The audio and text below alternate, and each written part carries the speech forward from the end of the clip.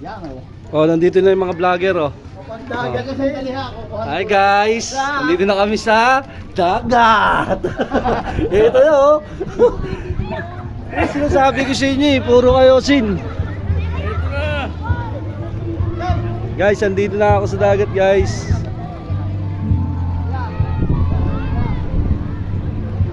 Motor lang kami guys eh. Ayun oh.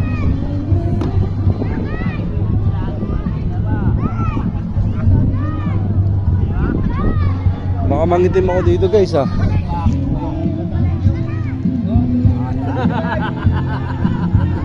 Ano masabi mo Tot? Nandito ka sa dagat.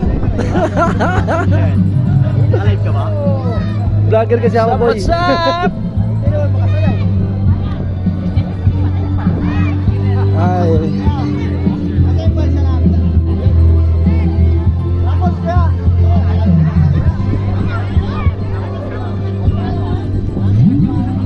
Ayun pala yung balsa namin, tinuturo na ni tatay.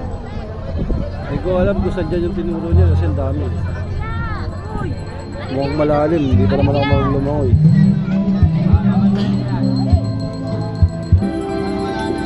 Hi guys, waiting kami sa sasakyan namin. Waiting kami sa sasakyan naming barko. Ayun o.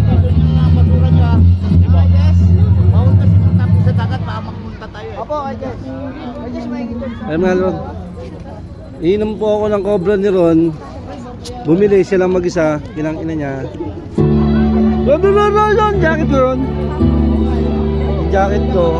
Hinulog na naman ni Ron. Porkit gusto niya kunin. Sarap bumiyahe, putang. Masarap dun sa may ano no? Dun sa may ano yun? Kumakatawa, gumagin. Kaya tato lang, kaya tato nagmiminaro din. Mga ganun yung likuran ko, dulas ng gulong ko eh. Ako inahawi ng hangin.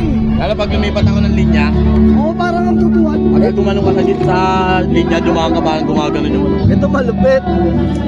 Hinintay ko. Dire-diretso hindi niya daw alam na lang ako yung nandun likod. Sabi ko parang katulad ng jacket niya din ah. Doon mga 20 minutes, 25 minutes sa amin tumatakbo. Hinahabol ko siya. Kala ko naman, okay, alam niya lang kasama niya ako. Kaya kami lang pupuntahan ito. Kaya na pa sumusunod. Pinurang ko, tapos tinignan ko yung sapatos. Kasi Dennis. Gagi ang puta. Hinintay-hintay ko, tapos hindi niya wala alam na ako naghintay sa kanya. Guys, to, dahil. Grabe, biyahe, no? Sarap ang biyahe. Mamaya na uli, guys, ha?